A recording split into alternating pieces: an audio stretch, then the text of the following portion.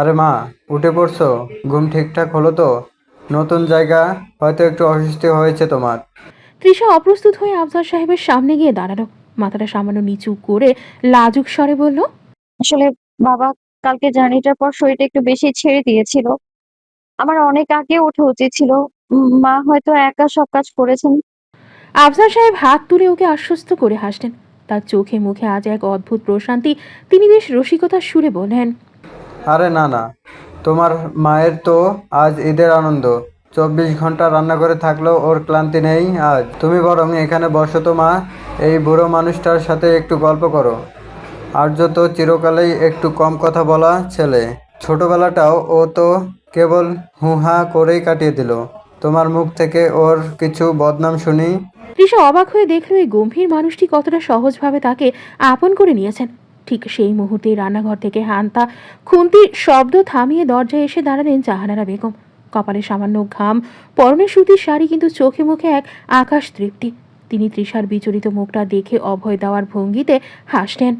আরে আরজু বাবা, তুমি এটাকে সকাল সকালেই জেরা শুরু করলে নাকি?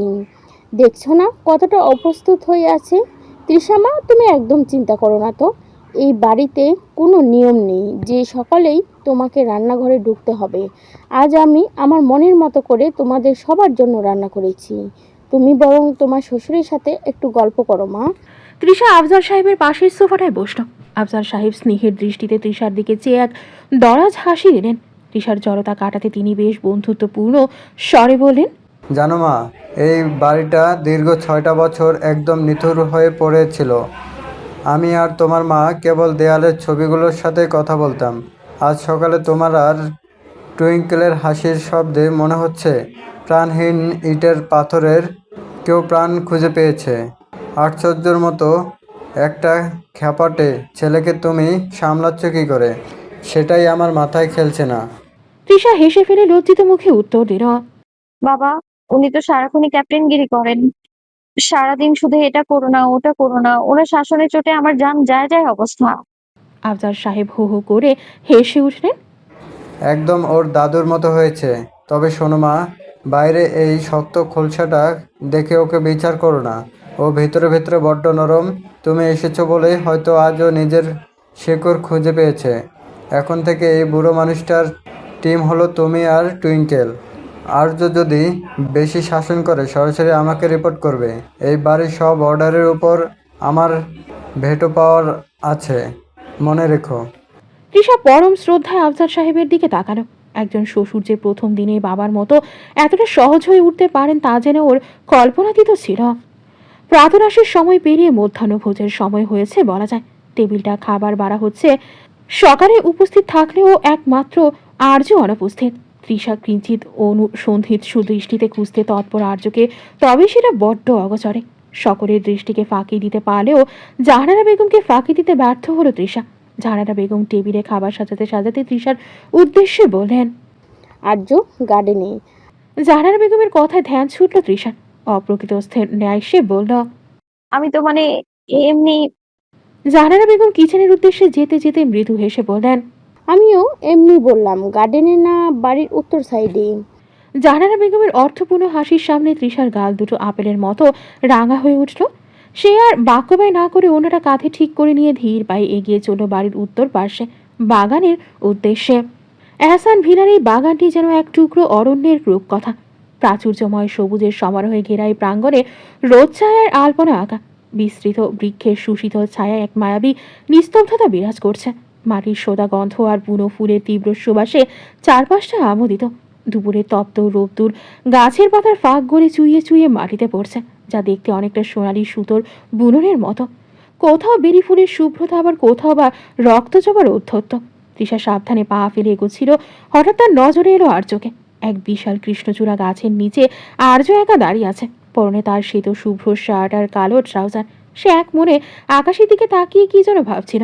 সম্ভবত নিজের শেকড়ে ফেরার এই সেই বিচিত্র অনুভূতিগুলোকেই ডিকোড করছিল সে। তৃষা চুপিসারে এগিয়ে যাচ্ছিল চঞ্চল পদক্ষেপে। তবে বাগানের ওই দিকটায় একটা কোণটায় শিউলি তলার পাশের মাটিটা বড্ড চ্যাটচেটে আর শ্যাওলা ধরা পিচ্ছিল ছিল। অসতর্কভাবে বেখেয়ালি মনে তৃষা বাড়াতেই অনুভব করে মাটির উপর থেকে তার নিয়ন্ত্রণ হারিয়ে যাচ্ছে। আহ! কিনো এক আর্তনাদ করে তৃষা যখন পেছনের দিকে আছড়ে পড়তে যাবে, ঠিক তখনই একজোড়া লৌহ কঠিন হাত ওকে শূন্য থাকতেই হ্যাঁচকা টানে নিজের দিকে টেনে নিল। আর্যর বলিষ্ঠ বুকের সাথে তৃষার সজোরে ধাক্কা খেয়ে থমকে দাঁড়ালো। ভয়ে তৃষা আর্যর ষাটের গলাটা খামচে ধরে চোখ বন্ধ করে ফেলল। পর মুহূর্তে আর্যর সেই অতি পরিচিত তপ্ত নিঃশ্বাস ওর কপালে আছড়ে পড়ল। আর্যকে সোজা করে দাঁড় করিয়ে অত্যন্ত গম্ভীর অথচ উদ্বেগময় স্বরে ধমক দিয়ে উঠল, আর ইউ ক্রেজি তৃষা? আপনার কি দুই পায়ে হাঁটার কোনো সমস্যা আছে, নাকি যেখানেই যান সেখান থেকে ভূমিসজ্জা নেওয়ার শপথ করে বের হন? তৃষা পিটপিট করে চোখ মেলে দেখল আর্যর চোখে সেই মরণাত্মক রাগ আর এক আকাশ চিন্তা। সে আমতা আমতা করে বলল, আমি আমি আসলে আপনি কি করছেন সেটা দেখতে আসছিলাম। মাটি যে পিচ্ছিল সেটা বুঝিনি তো আমি। বুঝবেন কি করে? আপনার মগজে তো সারাক্ষণ দুষ্টুমি ঘুরে। Sorry to say Trisha, but you are more childish than Twinkle. এই যে এক হাতে এখনো পুরোপুরি ঠিক হয়নি, এর মধ্যে যদি আজ আবার আছাড় খেয়ে কোনো হার্ট ডিসপ্লেসড হতো তবে কি হতো? তৃষা আর্যের এতগুলো কথা শুনে মুখ কুচড়ে গোমরা করে বলল, আপনি কি জানেন আপনি অনেক বেশি rude. Yes I know I am rude, but not for everyone. Arya কিছুটা নিচু স্বরে কথাটা বলায় তৃষা সঠিক বুঝতে পারল না। সে প্রশ্নাত্মক দৃষ্টি মেলে বলল, কি বলেন? নাথিং। আর এখনো তো সকালে খাবার খাননি, তার মানে মেডিসিনটাও নেননি নিশ্চয়ই। সো কুইক, খাওয়ার পরপরই মেডিসিন আছে আপনার। সে দ্রুত ভিলার দিকে এগিয়ে যেতে ফের আরেকবার পেছন ঘুরে তাকালো। কি হলো, এখনো দাঁড়িয়ে আছেন কেন? দ্রুত আসুন। আর লিসেন, এই গার্ডেনে এরপর থেকে একা পা বাড়ালে কিন্তু আপনাকে হুইল চেয়ারে বন্দি করে রাখবো। ডিকটেশনটা ক্লিয়ার? হুম। তো চলুন। আর্য সোজা হাঁটা শুরু করলো। তৃষা আর্যর পেছন পেছন যেতে যেতে ঠোঁট উল্টে বিড়বিড়িয়ে বলল, ভগবান এক একটা। ডাইনিং টেবিলের সমস্ত কোলাহল যেন এক মুহূর্তেই স্থিমিত হয়ে এলো। মায়ের এহেন প্রশ্নের কিছুটা বিভ্রান্তি নেয় তাকালো আর্য। উত্তর খোঁজার ব্যর্থ প্রচেষ্টায় শেষমেশ মস্তিষ্ক শূন্য হিসেবে অনুমান হলো। তবে জাহানারা বেগম থামলেন না, ফের প্রশ্নের তোড়ে বিদ্ধ করলেন ছেলেকে। সে কি আর্য, তুই এখনো তৃষাকে আপনি করে কেন বলিস? কি হলো, কথা বলছিস না কেন? প্রথমত, তৃষা তোর বিয়ে করা বউ, সেটা তুই নিজেই স্বীকার করেছিস। দ্বিতীয়ত, ওর বয়সে তোর থেকে বড় নয়, আপনি বলিস কেন? তৃষাও কিছুটা বোকা দৃষ্টি মেলে চেয়ে আছে জাহানারা বেগমের দিকে। আর্যকে একবার আর্যর দিকে তাকালো সে। সত্যি বলতে আর্যর এমন আপনি সম্বোধনটা বড্ড অদ্ভুত লাগে তার কাছে। তবুও লজ্জার খাতিরে কখনো কিছু বলতে পারেনি সে। তবে এখন জাহানারা বেগমের প্রত্যুত্তরে আর্যকে বলবে? আর্য নিজেও নিশ্চুপ দৃষ্টিতে মস্তক অবনত করে সামনে থাকা থালার দিকে চেয়ে আছে। জাহানারা বেগম ছেলেকে বোঝানোর ছলে ফের বললেন, শোন বাবা, আমরা জানি এখন পাশ্চাত্য সংস্কৃতির প্রভাব আমাদের সংস্কৃতিতে বড্ড বেশি, কিন্তু তার মানে এই না যে তুই তোর বিয়ে করা বউকে আপনি বলে সম্বোধন করবে। অন্তত আমার ভীষণ শ্রুতি কটু লেগেছে বিষয়টা। আশা করি বোঝাতে পেরেছি। আফজাল সাহেব এতক্ষণ নিজের রসনা তৃপ্তিতে নিমগ্ন ছিলেন, কিন্তু গিন্নির এমন মোক্ষম প্রশ্ন আর ছেলের অসহায় মুখচ্ছবি দেখে তিনি আর না হেসে পারেন না। তিনি এক গ্লাস পানি খেয়ে নিজের গলায় দানা বেঁধে আসা হাসির রেশটুকুর সামনে নিয়ে বললেন, আরে জাহানারা, তুমি কি ইজলাসের অভ্যাসটা এই ডাইনিং টেবিলে না আনলে শান্তি পাও না? দেখছো না ছেলেটা খাবার গলায় আটকে ফেলার জোগাড় করেছে? তুমি তো দেখছি এখানেও জেরা আর ওকালতি শুরু করে দিলে। জাহানারা বেগম ভ্রু কুচকে আফজাল সাহেবের দিকে তাকিয়ে দৃঢ় স্বরে বলেন, ওকালতিটা নয়, আমি স্রেফ ন্যায় কথা বলছি। এই বাড়িতে সম্পর্কে একটা মাধুর্য আছে। স্বামী স্ত্রীর মাঝে আপনি আগে থাকলে সেটা কেমন জানি যান্ত্রিক লাগে। তৃষা তো আর ওর অফিসের জুনিয়র অফিসার নয়। আফজাল সাহেব হো হো করে হেসে উঠে আর্যর পিঠ চাপড়ে বললেন, শোনো বাবা আর্য, তোর মা তো ল কলেজের গোল্ড মেডেলিস্ট। ওর লজিকের সামনে তো বড় বড় ব্যারিস্টাররাও কুপোকাত। তবে ও ঠিকই বলেছে, তুই বরং নিজেকে একটু ডিকোড কর। সারাক্ষণ ওই জাহাজের ডেক আর ইউনিফর্মের কথা ভাবলে তো হবে না। বাড়ির ভেতর ক্যাপ্টেনগিরি ছেড়ে একটু সহজ হতে শেখ। আর্য এবার থতমত খেয়ে প্লেটের একপাশে থাকা মাছের কাঁটা সরাতে সরাতে মৃদু স্বরে বলল, আমি চেষ্টা করব, অভ্যাস হয়ে গেছে তো তাই আর কি। তৃষা আর্যর এই অপ্রস্তুত ভঙ্গি দেখে মনে মনে বড্ড মজা পাচ্ছিল। সে আর চোখে আর্যর দিকে তাকিয়ে দেখল সেই গম্ভীর ক্যাপ্টেন সাহেবের কান দুটো লজ্জায় কেমন লালচে হয়ে উঠেছে। আফসার সাহেব এবার তৃষার দিকে তাকিয়ে চোখ টিপে বললেন, মা তৃষা, তুমি চিন্তা করো না। তোমার এই শাশুড়ি মা একবার যখন জেরা শুরু করেছে তখন আর্যকে ওর কথা শুনতেই হবে, না হলে এই ডাইনিং টেবিলেই কিন্তু কোর্ট বসে যাবে। জাহানারা বেগম প্রথমে স্বামীর দিকে কটমট দৃষ্টিতে তাকিয়ে পরবর্তীতেই তৃষার দিকে তাকিয়ে স্নেহমাখা কণ্ঠে বললেন, কি রে মা, আমি কি ভুল কিছু বলেছি? তোমার কি শুনতে ভালো লাগে এই আপনি সম্বোধন? একদম যেন বাহিরের মানুষের মতো লাগে। তৃষা লজ্জায় মাথা নিচু করে শুধু মৃদু হাসল। ওদিকে টুইঙ্কেল এতক্ষণ এক মনে মুরগির রানটা চিবোচ্ছিল। বড়দের সিরিয়াস কথা শুনে সে হঠাৎ খাওয়া থামিয়ে আধো আধো গলায় ফোড়ন কাটল। দাদিয়া, পাপা তো বাণীকে পচা পচা কথা বলে, কখনো স্টুপিড বলে, কখনো ইডিয়েট বলে। টুইঙ্কেলের এই আকস্মিক বিস্ফোরক তথ্যে আফসার সাহেব হাসতে হাসতে প্রায় বিষম খেলেন। আর যে এবার সত্যি অসহায় বোধ করছে, সে কাঁপা কাঁপা গলায় বলল, টুইঙ্কেল, তুমি কিন্তু বেশি বলছো মা, খেয়ে নাও তো জলদি। আফসার সাহেব হাসি থামিয়ে বললেন, শোনো আর্য, তোমার সব সিক্রেট কিন্তু এই খুদে গোয়েন্দা ফাঁস করে দিচ্ছে, সাবধান। এহসান ভিলার ডাইনিং টেবিলটি তখন প্রাণোচ্ছল হাসির লহরীতে জীবন্ত হয়ে উঠেছে। সেগুন কাঠের ভারী টেবিলের ওপর ধোয়া ওঠা ভাতের গন্ধ, ইলিশের দো পেঁয়াজা আর মুগ ডালের ঘ্রাণে চারপাশ মম করছে। দীর্ঘদিন পর এই অন্দরমহলে কাঁচ আর পোর্সেলিনের বাসনের টুংটাং শব্দের সাথে হৃদয়ের জমানো হাসির ধ্বনিগুলো একাকার হয়ে মিশে যাচ্ছিল। টুইঙ্কেল তার দাদুন আফজার সাহেবের থালা থেকে এক টুকরো মাছ তুলে নিয়ে বিজ্ঞের মতো বলল, পাপা, তুমি যদি বাণীকে তুমি বলো, তবে আমি তোমাকে আবার নতুন স্টিকারটা দিব, ঠিক? আর্য এবার মাথা নেড়ে হেসে ফেলল। ওকে মাম্মাম, ডিল ডান। তৃষা এক ঝলক আর যেদিকে তাকালো ওর মতিগতি বোঝার উদ্দেশ্যে। তবে বরাবরের ন্যায় বেকুব তৃষা এবারও আর্যের মনোভাব বুঝতে ব্যর্থ হলো। চোরের মতো উঁকিঝুঁকি দিচ্ছেন কেন? কোনো কুকর্ম করার ফোন দিয়েছে নাকি মিস্টার সার্জেন্ট? হুম হুম। হুট করে পেছন থেকে ভেসে আসা মেয়েরই কণ্ঠটায় থমকে দাঁড়ালো আদ্রিয়ান। পিছু ঘুরতেই দৃশ্যমান হলো কোমরে হাত বেঁধে চোখ দুটো সরু করে চেয়ে থাকা মেহেসানাকে। সারাক্ষণ উল্টাপাল্টা চিন্তা ভাবনা ঘুরে কেন মাথায়? সবাইকে নিজের মতো মনে করেন স্টুপিড? আদ্রিয়ান কথায় কথায় তাকে স্টুপিড বলেছে এমন ভাব উদয় হতেই মেহেসানা ওর দিকে এগিয়ে গিয়ে ঝোঁক রুটে কণ্ঠে বলল, কি বললেন মিস্টার? আমি স্টুপিড? তা আপনি কি শুনি? আদ্রিয়ান অপর পাশ ফিরে আন মনে বলল, আমার তো তাই মনে হয়। কি বললেন? নাথিং। মেহসানা ফুঁসতে ফুঁসতে তাকায় ওর দিকে। আদ্রিয়ান ওর পাশ কেটে যেতে যেতে বলল, এই যে মিস ঝগড়ুটে, সরুন তো। মেহসানার এবার তেলে বেগুনে জ্বরে উঠল। তাকে ঝোঁকরুটে বলা মানে? ও কয়েক কদম এগিয়ে গিয়ে এক প্রকার আদ্রিয়ানের কলার আটকে বলল, এই যে মিস্টার, আপনি ঝগড়াটু কাকে বললেন শুনি? আদ্রিয়ান নিজের কলারের উপর মেহসানার সরু আঙুল গুঁড়োর দখলদারিত্ব দেখে অবাক নেত্রে তাকালো। এই মেয়েটা যে এতটা দু হাতে শাসন করতে জানে তা তার জানা ছিল না। সে ঠোঁটের কোণে একটা বাঁকা হাসি ফুটিয়ে মেহসানার চোখের খুব কাছে নিজের মুখটা নিয়ে এলো। বাহ, মিস মিমি তো দেখছি একদম অ্যাকশন হিরোইন হয়ে উঠলেন। তা জনসম্মুখে একজন হ্যান্ডসাম ডক্টরকে এভাবে কলার ধরে হ্যারেস করার অপরাধে যে আপনার জেল হতে পারে, সে হুঁশ আছে? মেহসানা মুহূর্তেই থতমত খেয়ে হাত সরিয়ে নিল। ওর গাল দুটো রাগে আর লজ্জায় লাল হয়ে উঠেছে। সে এক পা পিছিয়ে গিয়ে ওড়না ঠিক করতে করতে বলল, আদ্রিয়ান পকেট থেকে হাত পুড়ে বেশ আয়েসি ভঙ্গিতে দাঁড়ালো। বিকেলের রোদে ওর রোদ চশমাটা ঝিলিক দিয়ে উঠল। সে বেশ নির্লিপ্ত কণ্ঠে বলল, ফলো। আরে ভাই, নিজেকে কি খুব বড় কোনো সেলিব্রিটি ভাবেন নাকি? আমি এই পথ দিয়ে হসপিটালে যাচ্ছিলাম, ভাবলাম শুকনির থেকে বিদায় নেওয়ার সময় তো ওই ভাঙা হাতওয়ালি তৃষা ভাবি আর কিউটি পায়ের জন্য আপনার মায়া উতলে পড়ছিল।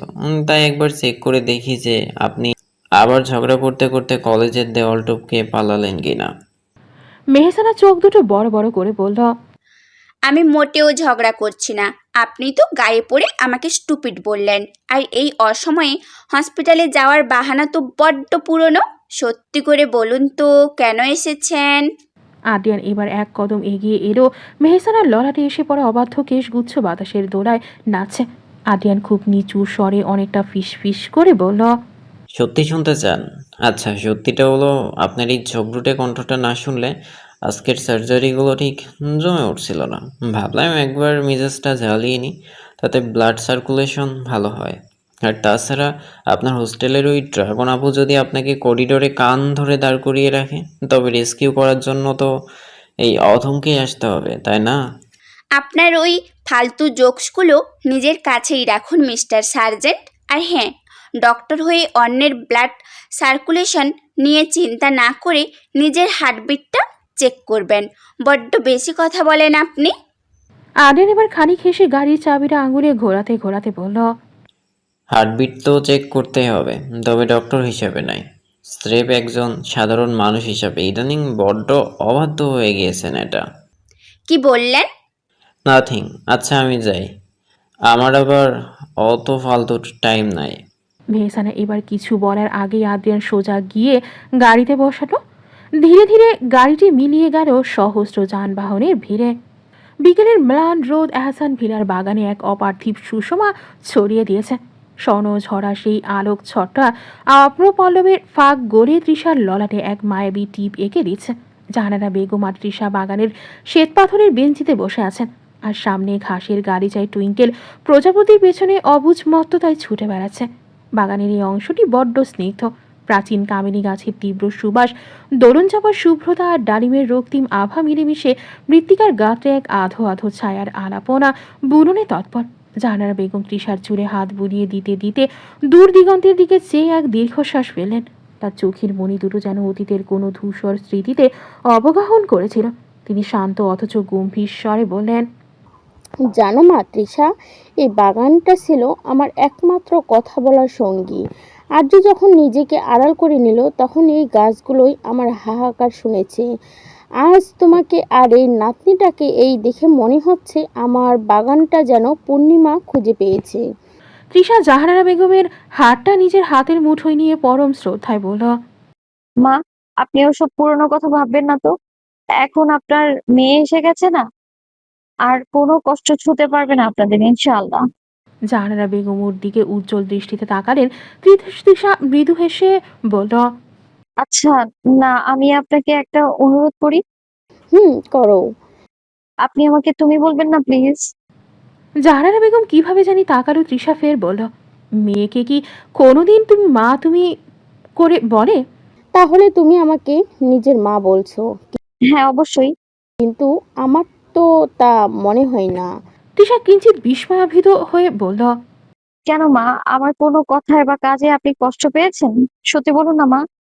জাহানারা বেগম এবার সশব্দে হেসে উঠলেন। তৃষার চুপসে যাওয়া মুখাবয়বে চেয়ে বললেন, অন্যায় তো অবশ্যই, বিস্তর অন্যায় করেছো তুমি। কি মা? মাকে কেউ আপনি বলে বলে? তৃষা এবার নিশ্চিন্ত হেসে বলল, আচ্ছা, আমিও তুমি করেই বলবো না হয় মা। বলবি কি রে, এক্ষুনি বল।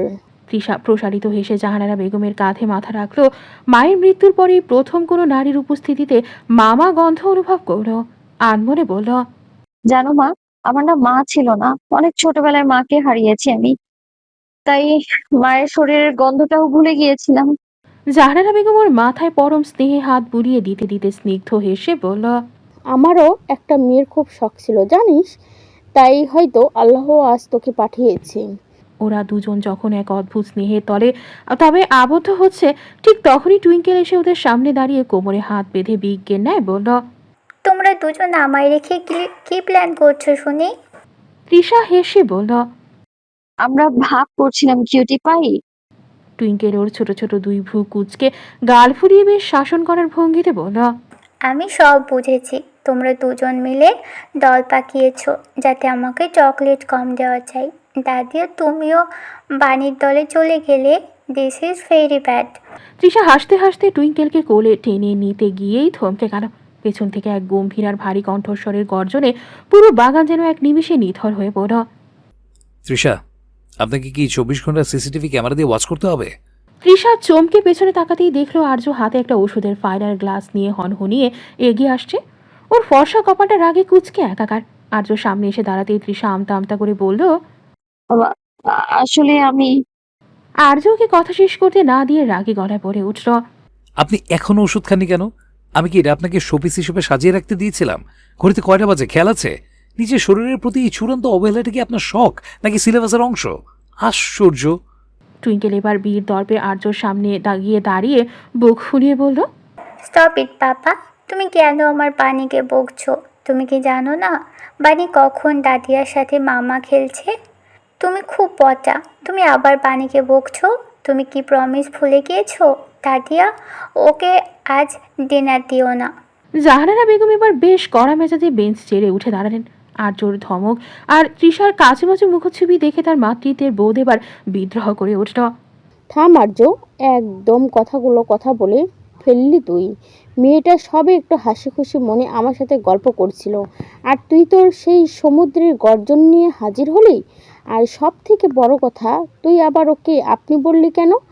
আমি কি একটু আগে খাওয়ার টেবিলে তোকে ফার্সি ভাষায় কিছু বুঝিয়েছিলাম? আর্য হুট করে মায়ের এই রণচণ্ডী রূপ দেখে থতমত খেয়ে গেল। সে হাতের গ্লাসটা একটু সরিয়ে নিয়ে আমতা আমতা করে বলল, মা, ওটা তো অভ্যেস। আসলে প্রফেশনাল লাইফে ডিসিপ্লিন মেনটেন করতে করতে ওটা মুখ দিয়ে বের হয়ে যায়। ডিসিপ্লিন তোর জাহাজের আকার্য। এই বাড়িতে সম্পর্কে একটা ব্যাকরণ আছে। তুই কি তোর জন্মদাত্রী মাকে কোনোদিন আপনি বলেছিস? তবে নিজের অর্ধাঙ্গিনীকে কেন এই যান্ত্রিক সম্বোধনে দূরে সরিয়ে রাখছিস? শোন, আর যদি তুই ওকে তুমি বলে ঔষধটা না খাওয়াস, তবে আজ রাতে তোর ডিনার ক্যান্সেল। দরকার হলে তুই তোর জাহাজে শুকনো বিস্কুট চিবিয়ে রাত কাটাবি। জাহানারা বেগমের এই আলটিমেটামে আফজাল সাহেব দূর থেকে দেখে মুচকি হাসলেন। আর্য এবার সত্যিই প্রমাদ গুনল। সে একবার তৃষার দিকে তাকালো। তৃষা তখন ওনার কোন আঙুলে জড়িয়ে ঘাসের গালিচার দিকে চেয়ে আছে।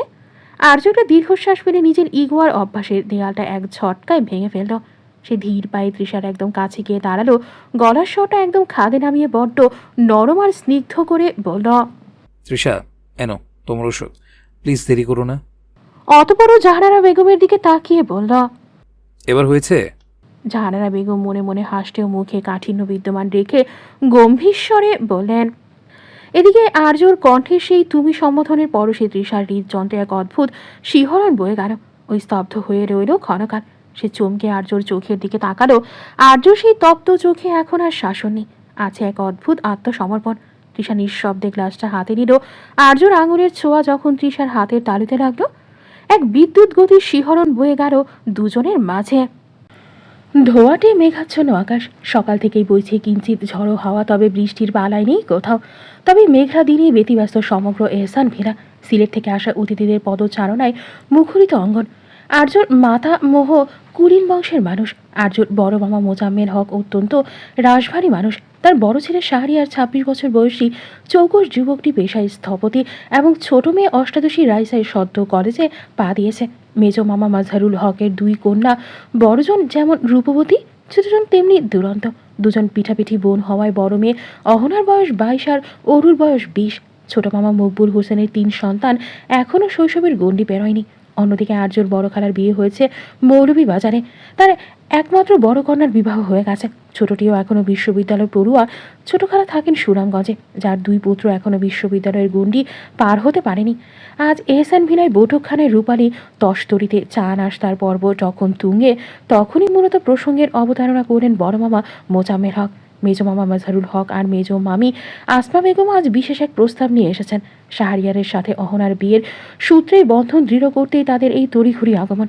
পারিবারিক এই মাঙ্গলিক অনুষ্ঠানের লগ্ন স্থির হয়েছে আগামী মাসে, আর এখন মাসের মাঝামাঝি বিদ্যমান। বৈঠকখানায় তখন চাঁদের হাট বসেছে। সিলেটি টানের কিঞ্চিত রেশ আর পারিবারিক আড্ডার গুঞ্জনে এহসান ভিলা আজ যেন উৎসবের রঙে রঙিন।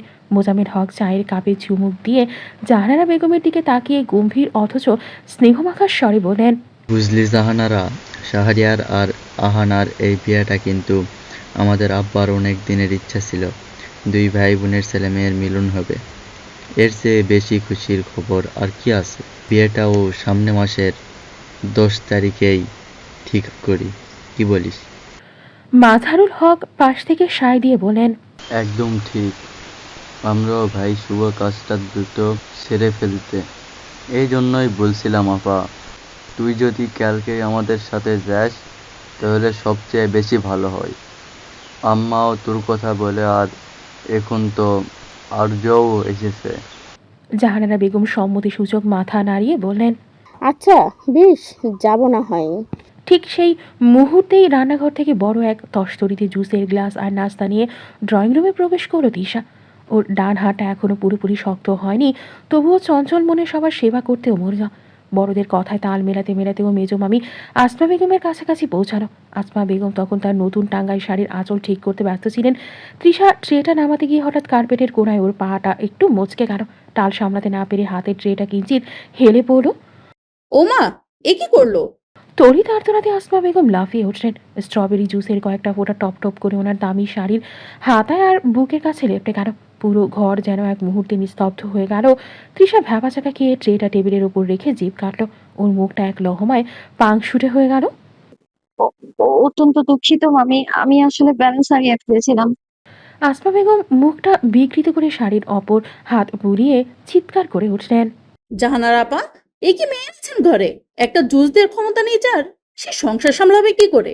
আমার শাড়িটা 12টা বাজিয়ে দিল। কাজকর্মে তো বিন্দু মাত্র শ্রী নেই, একদম আনাড়ি। আর্যর মতো ছেলের সাথে কার বিয়ে দিলেন আপা?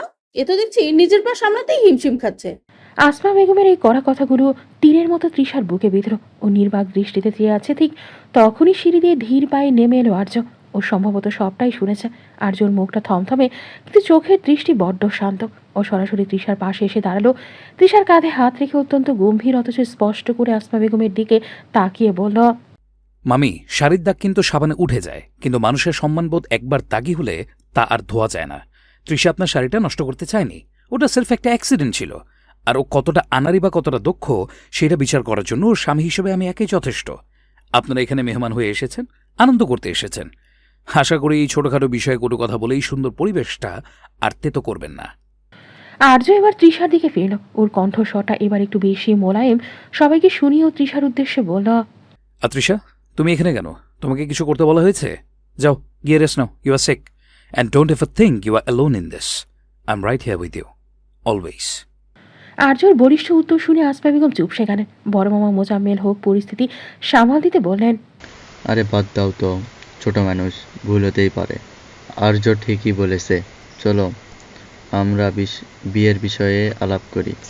তৃষা বিস্ময় বিহব্বল নেত্রে আর্যর পানে চাইলেও সেই দৃষ্টিতে কৃতজ্ঞতার প্লাবন আর নির্ভরতার এক আবরণীয় আবেশে মিলেমিশে একাকার। ও হয়তো ভাবতে পারেনি আর্য ওকে এভাবে সঙ্গ দেবে। অতপর আর্যর অভয় বাণী হৃদয়ে মেখে অবনত নষ্টকে ধীর চরণে ও দুই তলার উদ্দেশ্যে প্রস্থান করল। সমগ্র মধ্যাহ্ন জুড়ে চলেছে বর্ষণের প্রবল তাপন। ধরিত্রী যেন এক অদ্ভুত প্রশান্তিতে অবগাহন করছে। সন্ধ্যা নামার কিছুকাল পরে বৃষ্টির সেই উন্মত্ততা স্মিত হয়ে এলো। দুধলোক গাত্র হতে ঝরা অবিরল ধারা এখন মৃদু ঝিরঝিরে পবনের রূপ নিয়েছে। সেথায় এখন কেবল অলস মেঘের আনাগোনা। ভেজা পিচ ঢালা পথ আর গাছগাছালির ডগা থেকে টুপটুপ করে ঝরে পড়া জলবিন্দুরা জানান দিচ্ছে এক পশলা ঝড়ের অবসান হয়েছে। শান্ত ধরণী এখন নিস্তব্ধতার চাদর মুড়ি দিয়ে রজনীর অপেক্ষায় প্রহর গুনছে। তৃষা ব্যালকনিতে বসে বৃষ্টি স্নাত পরিবেশ উপভোগে ব্যস্ত। ঝিরিঝিরি বাতাসোর এক গুচ্ছ কেশ নিয়ে অবাধ্য খেলায় মত্ত হয়েছে, আর সেগুলোই থামানোর ব্যর্থ প্রচেষ্টা করছেও। হঠাৎ পেছন থেকে ভেসে আসা পৌরষ পদধ্বনিতে পেছনে ঘুরে তাকালো। আর্য ভেতরে ঢোকার আগে একবার দরজায় টোকা দিতে চেয়েছিল, কিন্তু তৃষা তাকাতেই ও সেটা না করে সরাসরি রুমে প্রবেশ করো। তৃষা ওকে দেখে তৎক্ষণাৎ ভেতরে ঢুকতে গিয়ে আবারও হোঁচট খেয়ে পড়তে গেলে, তবে এবার আর পড়ো না, দ্রুত পদক্ষেপে আটকে ধরো জানালার শিকটা। আর্য এক পলক গম্ভীর দৃষ্টিতে তাকালো। তৃষার মনে হলো এই বুঝি বকবে লোকটা, কিন্তু এবার আর সেটা ঘটল না, বরঞ্চ আর্য ভরাট কণ্ঠে বলল, রেডি হয়ে নিন, আমরা বের হব। তৃষা অবাক হলো। এই বৃষ্টির মধ্যে কোথায় যাবে ওরা? ও প্রশ্নাত্মক দৃষ্টি মেরে বলল, কোথায় যাব? শপিংয়ে। মানে? আর্য তাকাতেও ফের আমতা আমতা করে বলল, না মানে এখন কেন? আমি বলছি তাই। আর এমনি তো কাল সকালে জাফলংয়ের উদ্দেশ্যে রওনা হব আমরা, কেনাকাটা করার সময় পাবো না। আর তাছাড়া আপনার তো এনাফ ড্রেস নেই বোধ হয়। তৃষা ভ্রু গোটায়। পর্যাপ্ত পোশাক নেই মানে? এই তো সেদিনও একগাদা খানিক পোশাক কিনে দিল আর্য তাকে। এবার এক্ষুনি ও বিরোধিতা করতে গিয়ে বলে, আরে সেদিনই না কতগুলো শপিং করলাম, এখন আবার? তাকে কথা শেষ করতে দিল না আর্য বেশ ধমকের সুরে বলল, বড্ড বেশি কথা বলেন আপনি। রেডি হতে বলেছি, রেডি হয়ে নিন। তৃষা মুখ কাঁচুমাচু করে তাকায়। এবার আর প্রতিবাদ করে না। আর্য আর কিছু না বলে রুম থেকে বের হতে উদ্যত হয়। প্রায় চলে গিয়েছিল দরজার চৌঘাটে বেরোবে, ঠিক তখনই তৃষা ওকে পিছু ডেকে বলে, এই যে শুনুন। আর্য ঘুরে তাকায়। ট্রিঙ্কেল কোথায়? না মানে ও যাবে না? না, বৃষ্টির ভেতর ওকে নেব না। এ মাসে কি কেন? ও আচ্ছা, বৃষ্টির জন্য তো। হুম। আচ্ছা কথা শেষ করে আর্য যেই না বের হবে আবারও তৃষা ওকে ডাকলো। আচ্ছা, শুনুন, আর্য ফের ঘুরে তাকায়। ওকে না নিয়ে গেলে কান্নাকাটি করবে না? না, ওর দাদিয়ার কাছেই থাকবে। আপনি বলেছেন ওকে? হুম। আচ্ছা আর্য এবার প্রস্থানে প্রস্তুত, দ্রুত বের হয়ে গাড়ি বের করবেও, কিন্তু ওই যে আবারও ডাকলো তৃষা ওকে। শুনুন না, আর্য আবারও ঘুরে তাকালো, তবে এবার কিঞ্চিত ভ্রু গাটানো। এদিকে বারবার ডাকায় কিছুটা ইতস্ততা তৃষা নিজেও জোরপূর্বক হেসে পরিস্থিতি সামাল দেওয়ার ব্যর্থ চেষ্টা করছেও। কিছু বলার আগেই আর্য ওর দিকে এগিয়ে আসলো। তৃষা ভাবলে এই বুঝে লোকটা ধমক দেয়, তবে এবার আর তেমন কিছুই হলো না। আর্য সোজা এগিয়ে এসে বিছানার উপর বসে বলল, বলুন, আগে আপনার সব কথা শুনি, তারপর যাব না হয়। একে একে সব কথা শেষ করবেন আপনি, দেখি ঝুলিতে কত কথা জমা আছে।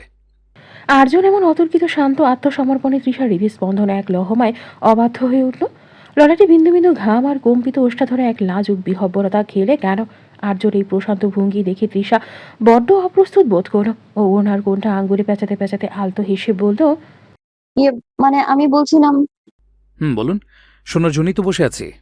আসলে তৃষা এবার সমস্ত সাহস এক লহমায় সঞ্চল করে বলে ফেলল, আচ্ছা, আপনি আবার আমাকে আপনি করে কেন বলছেন? মানে? না মানে একবার আপনি একবার তুমি শুনতে কেমন যেন লাগছে।